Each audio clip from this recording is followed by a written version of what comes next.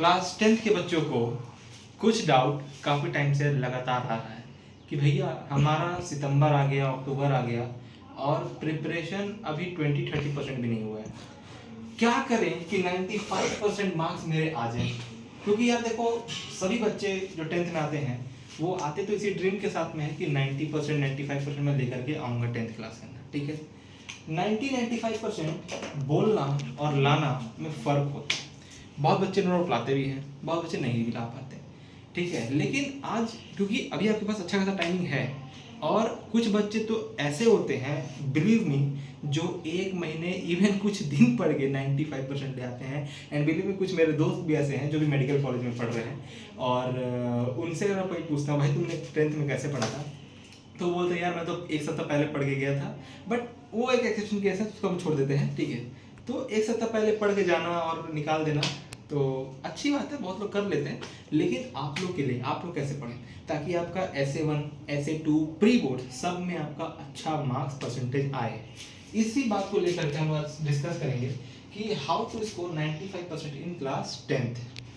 इसके अंदर देखो, अगर मैं अपनी बात करूं तो मेरा 10th के अंदर 88.6% आए थे, ठीक है। अभी जो टाइमिंग चल रहा है सितंबर से अक्टूबर के बीच वाला, ये वो टाइमिंग होता है जहाँ पे मैक्सिमम फेस्टिवल्स आते हैं। दुर्गा पूजा, छठ पूजा, दुर्गा पूजा, सॉरी, और मल्टीपल ओकेजन्स यहाँ पे आते हैं, ठीक है। कुछ और भी आते होंगे, सॉरी उसको नहीं याद है मुझे, जितना याद है मुझे अभी बोल दिए। तो वो बेसिकली आते हैं। उन एग्जाम्स में क्या होता है ना, बच्चे काफ़ी ज़्यादा भटकते हैं। मतलब कुछ बच्चे हो सकते हैं हॉस्टल में पढ़ते होंगे, कुछ बच्चे बाहर रह के पढ़ते होंगे।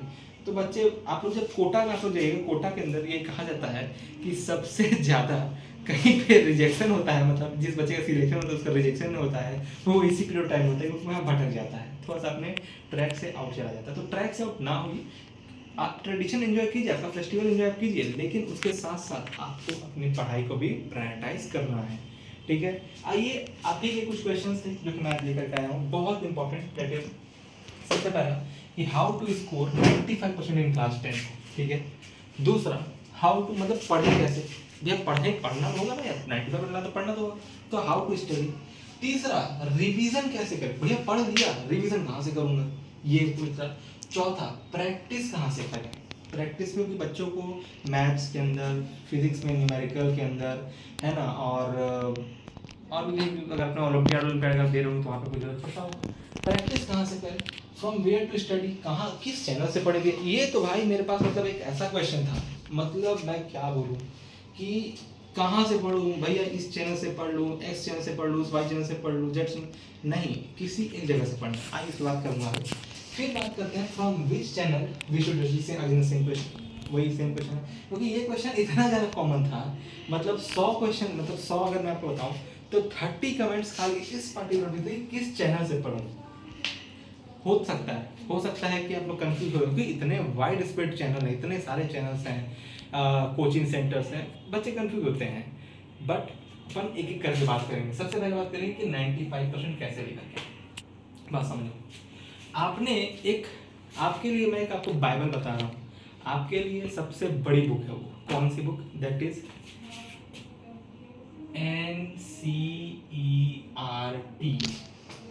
NCERT, ठीक है। आई थिंक आप लोग दिख रहा होगा, जानते भी होंगे बहुत बच्चे NCERT। या कुछ बच्चे अगर स्टेट बोर्ड के अंदर होंगे तो उनके लिए जो भी उनका होगा, जैसे कि बिहार बोर्ड में तो जो होता है बिहार बोर्ड का बुक्स होते हैं, लेकिन सबको पता है कि उसका कंटेंट सेम ही रहता है, ठीक है, कंटेंट में चेंज नहीं आता है। NCERT और JCERT है जो, और भी मतलब जो झारखंड बोर्ड हो गया, बिहार बोर्ड हो गया, यूपी बोर्ड हो गया, इन सब में क्या होता है बेसिकली कि हमारा मेजॉरिटी जो सिलेबस होता है, जो पैटर्न होता है टॉपिक का, वो NCERT ही होता है। तो आपको सबसे पहला NCERT पढ़ना है। अब क्वेश्चन आता है कि भैया NCERT में भी क्या पढ़ना है। NCERT में भी हमें सबसे पहले हमारे चैप्टर्स को क्लियर करना होगा, हमें हमारे चैप्टर्स पे ध्यान देना होगा कि चैप्टर्स हम सबसे पहले कौन कौन सा पढ़ें, चैप्टर्स। दूसरा, जो NCERT के बैक क्वेश्चंस होते हैं, बैक क्वेश्चंस होते होंगे, कुछ मिड में क्वेश्चन होते होंगे, उन क्वेश्चंस को हमें बेसिकली सॉल्व करना है, ठीक है। चैप्टर्स हो गया, बैक क्वेश्चंस हो गया। उसके बाद तो चैप्टर्स हो गया, कुछ बैक क्वेश्चंस होते हैं। अच्छा, एनसीईआरटी के अंदर ना एक बहुत स्पेशल जगह होती है जहाँ से क्वेश्चन पूछता है, that is mid topic questions.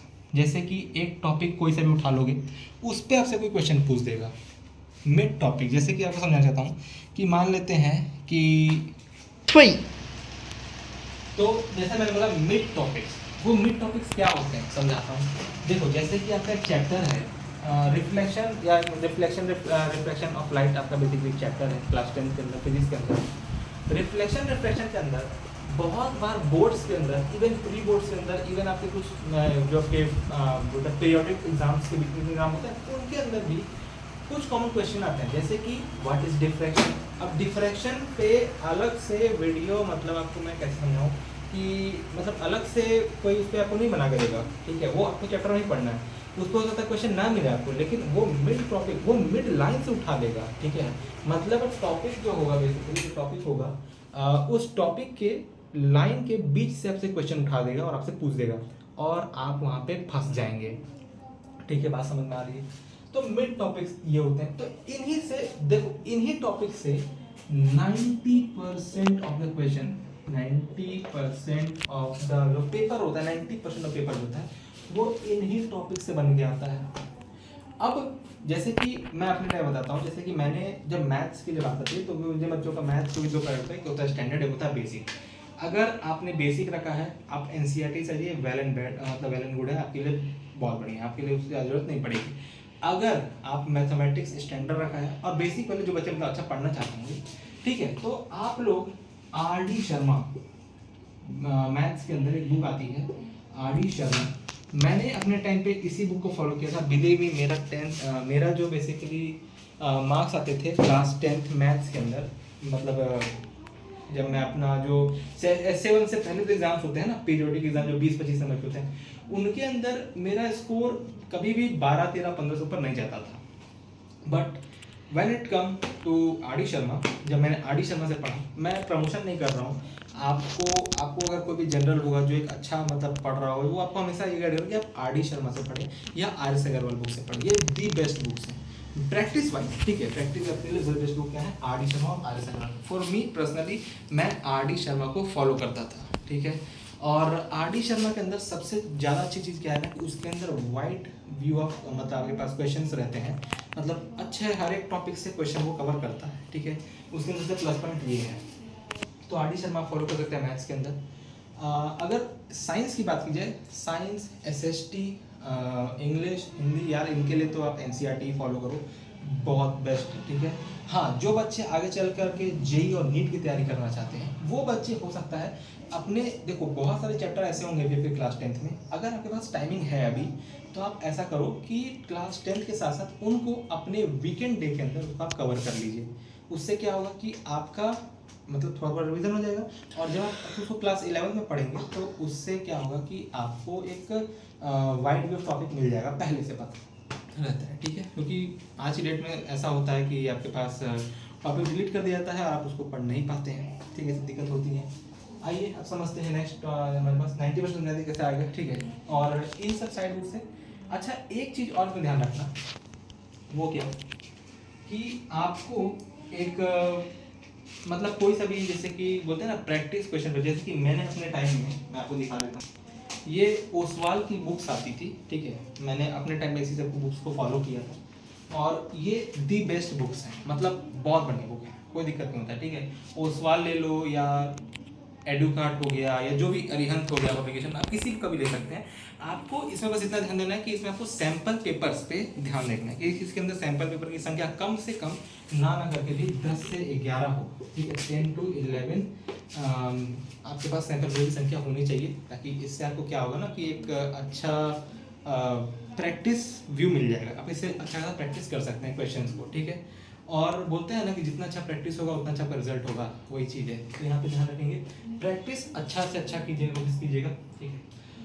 और ये केवल मैथ्स के लिए नहीं है, मैथ्स में तो 10-11 से भी ज़्यादा आपको जरूरत पड़ जाएगी। आप लोग को मैथ्स और साइंस के लिए और एसएसटी के लिए मैं ये बोलूँगा, या इवन सभी के लिए लो, या इंग्लिश हिंदी के लिए लो, उसके लिए कुछ छोड़ना तो सब्जेक्ट के लिए, ठीक है। आप लोग एक काम कीजिएगा, सैंपल पेपर के साथ साथ कम से कम 2-3 साल का, ठीक है, मिनिमम प्रीवियस ईयर जो क्वेश्चंस आए हुए हैं बोर्ड एग्जाम के अंदर, क्योंकि देखो आपको पता होगा कि बोर्ड एग्जाम के जो सीबीएसई के जो बोर्ड एग्जाम के होते हैं उनके अंदर कुछ सेट्स के अंदर क्वेश्चन है, सेट 1 सेट 2 सेट 2 सेट 3, मतलब बहुत सारे सेट में आते हैं क्वेश्चन, ठीक है। और उसमें भी सीरियल रहता है 1 2 3 बहुत तरह का, तो सब में क्वेश्चन कुछ कुछ अलग अलग रहता है। तो आप अगर सैंपल पेपर नहीं ले सकते हैं तो आप इसको भी ट्राई कर सकते हैं, ठीक है। और अगर किसी बच्चे को चाहिए होगा तो आप कमेंट कीजिएगा PDF link, then I will definitely share the PDF of some of the topics, जो कि मतलब बहुत बेसिकली बात करते हैं कि हाउ टू स्टडी, पढ़े कहाँ से भाई या कैसे पढ़ें। देखो आप लोग जैसे कि आपको समझाया कि आप बुक्स के साथ साथ जो बुक्स मैंने आपको समझाया कि एनसीईआरटी, आर.डी. शर्मा, और जो मैंने आपको सेट्स बुक समझाया, आर.डी. शर्मा देख लो यार, मेरे टाइम में कुछ ऐसा बुक आता था आर.डी. शर्मा क्लास 10th में, ठीक है। और ये 2 बुक आते थे, एक ऑब्जेक्टिव का आता था और ये एक था भाई दी बेस्ट बुक मुझे लगा था मेरे लिए। मेरा मतलब 10th बोर्ड के अंदर, ठीक है, 80 में से 73 मार्क्स मैथ्स में आए थे, बहुत ज़्यादा नहीं थे लेकिन फिर भी कम भी नहीं थे, ठीक है। तो बेसिकली इससे मैं ठीक ठाक मतलब मारा देते हैं यार, बहुत अच्छा बुक है, ठीक है। अगर आप इससे अच्छा प्रैक्टिस कर पाइएगा, क्योंकि मैं थोड़ा लेट प्रैक्टिस किया था तो मेरे इसके अंदर कम थे, लेकिन बहुत अच्छा बुक है, ठीक है। और अब बात करते हैं हाउ टू स्टडी। तो हाउ टू स्टडी आइए समझते हैं। देखो तो आप लोग क्या कीजिएगा ना, आप लोग नोट्स पे भी थोड़ा ध्यान दीजिएगा। आप लोग नोट्स हो सकता है बहुत बच्चे बनाते हैं, कुछ बच्चे नहीं बनाते हैं, ठीक है। तो नोट्स आप बनाइएगा। नोट्स के अंदर ना अपना आप लोग मतलब ऐसे नोट्स बनाना कि छोटे पॉइंट्स के अंदर उसको आप कवर कर लीजिए, और जो इंपॉर्टेंट क्वेश्चन है उसको भी आप रख लीजिए। तो उससे क्या होगा, जब आप रिवीजन के टाइम में जाइएगा ना तो आपको बहुत रैपिड मतलब सपोर्ट मिलेगा, आप रिवीजन से अच्छा कर सकते हैं, ठीक है। आई थिंक वो समझ में आ रहा होगा। अब नेक्स्ट आता है कि अब रिवीजन कैसे करें। तो देखो तो अब बात करते हैं कि हाउ टू रिवाइज, ठीक है। बच्चों को इसके अंदर काफ़ी दिक्कत आती है कि भैया रिवीजन कहाँ से करें, ठीक है। रिवीजन के अंदर दिक्कत आती है। देखो रिवीजन के अंदर ना, जैसे कि मैंने समझाया कि आप लोग जब इन टॉपिक पे ध्यान दोगे, क्वेश्चन की प्रैक्टिस आप देख रहे होंगे कि आपको चैप्टर पढ़ना है, आपको बैक एक्सरसाइज करनी है, आपको मिड टॉपिक से भी टॉपिक को पढ़ना है अच्छे तरीके से, ठीक है। साथ ही साथ साइड बुक्स भी, जैसे कि आप लोग कोई हेल्प बुक ले सकते हैं, जैसे कि जो सैम्पल पेपर हैं वो हो गया, और एक्स्ट्रा बुक जैसे कि आर.डी. शर्मा, आर.एस. अग्रवाल और डिफरेंट जितने बुक है वो कर सकते हो अगर टाइमिंग है तो। ऐसा नहीं भाई टाइमिंग नहीं तो मत करना, टाइमिंग नहीं है चुपचाप से एनसीईआरटी फॉलो करना, उसके अलावा कुछ नहीं करना है। साफ सीधी सी बात भाई, NCERT is the mother of all book बोल सकते हो, उससे ऊपर कुछ नहीं है, ठीक है। एनसीईआरटी कर लोगे ना तो हो सकता है 95 या 98 भी आ जाए, बढ़िया से करना होगा, ठीक है। क्योंकि दिक्कत होती है, यही समझते हैं। देखो हाउ टू रिवाइज रिवीजन के अंदर ना, देखो अगर ट्राई कर सकते हो बुक से करना तो कर लेना, लेकिन अगर इसी पॉइंट पे काम आता है नोट्स। जिन बच्चों ने नोट्स बनाई होती है ना उनको काफ़ी मदद होती है इस टाइम में, क्योंकि रिवीजन उनका काफ़ी शॉर्ट मतलब टेन्योर कम हो जाता है, और वो जल्दी रैपिड रिवीजन करके प्रैक्टिस के अंदर, जो कि अपना अगले टॉपिक प्रैक्टिस के अंदर कर सकते हैं। और जिस बच्चे का रिवीजन जितना अच्छा हो, प्रैक्टिस जितना हो, उसका रिजल्ट उतना ज़्यादा अच्छा होता है। इस बात को मतलब ध्यान रखिएगा बहुत अच्छे से, ठीक है। अब बात करते हैं प्रैक्टिस कहाँ से करें। प्रैक्टिस के लिए आप लोग सैम्पल पेपर्स सॉल्व करिए, उसके साथ साथ हमें इसके बारे में पहले मैंने दे दिया, मैं फिर से समझा दे रहा हूँ।